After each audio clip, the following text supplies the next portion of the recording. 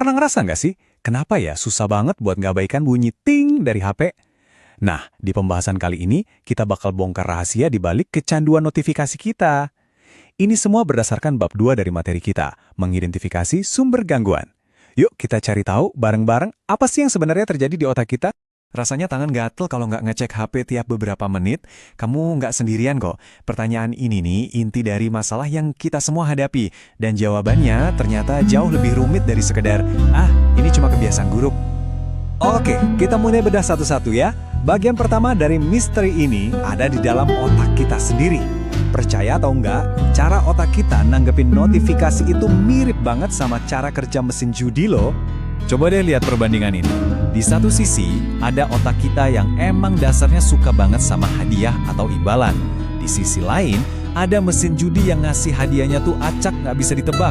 Nah, setiap notifikasi, mau itu chat, likes, atau email, itu kayak kemenangan kecil yang nggak terduga. Justru ketidakpastian inilah yang bikin otak kita ngelepasin dopamin dan bikin kita pengen narik tuasnya lagi dan lagi. Jadi, gampangnya, dopamin ini tuh kayak sistem hadiah internal di otak kita. Dia yang bilang, ini seru, lakuin lagi deh.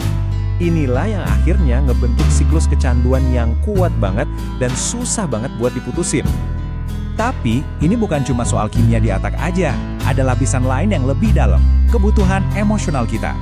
Sekarang kita geser sedikit, kita lihat gimana teknologi manfaatin kebutuhan dasar kita buat diakui secara sosial. Angka ini jujur benar-benar bikin kaget. Menurut data dari Pew Research Center, lebih dari 70% dari kita tuh ngerasa cemas kalau jauh dari HP. Ini udah bukan lagi sekedar keterikatan biasa, tapi udah jadi ketergantungan emosional. Terus kenapa kita bisa cemas gitu? Ya karena kita udah ngelatih otak kita buat nyari pengakuan lewat interaksi digital. Tiap like itu rasanya kayak penegasan. Tiap chat yang dibalas itu bukti kita terhubung. Tanpa semua itu, kita jadi ngerasa hampa. Kutipan ini pas banget buat ngegambarin situasinya. Ponsel kita itu udah bukan lagi sekedar alat komunikasi. Dia udah jadi semacam sandaran psikologis kita, tempat kita cari dukungan emosional, buat ngisi kekosongan, dan biar ngerasa jadi bagian dari sesuatu. Oke, sekarang kita masuk ke bagian yang kemungkinan besar bakal bikin kamu paling shock.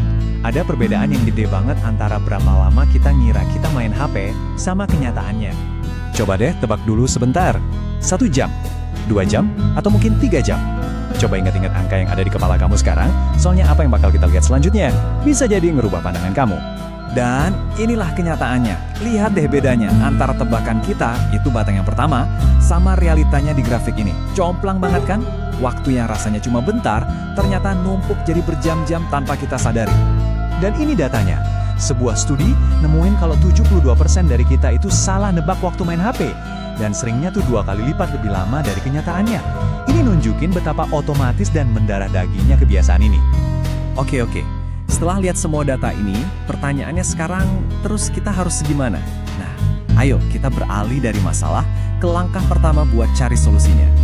Saya tantang kamu nih, coba deh sekarang juga buka settingan screen time atau digital well-being di HP kamu. Gimana? Angkanya bikin kaget kan? Nah, buat banyak orang, momen kayak gini nih yang jadi tamparan buat sadar. Jadi, hal paling penting yang harus kita ingat adalah ngerasa kecanduan notifikasi itu bukan karena kita lemah atau gagal. Ini tuh respons yang wajar terhadap sebuah sistem yang emang dirancang pinter banget buat narik perhatian kita. Justru dengan memahaminya, kita jadi sadar kalau kita butuh strategi, bukan cuma niat doang. Tahu masalahnya itu baru langkah pertama. Terus solusinya gimana? Nah, di pembahasan berikutnya, kita bakal ngebahas strategi mindfulness yang praktis banget buat mulai nyembuhin pikiran kita dari kelelahan digital. Sampai ketemu di sana ya.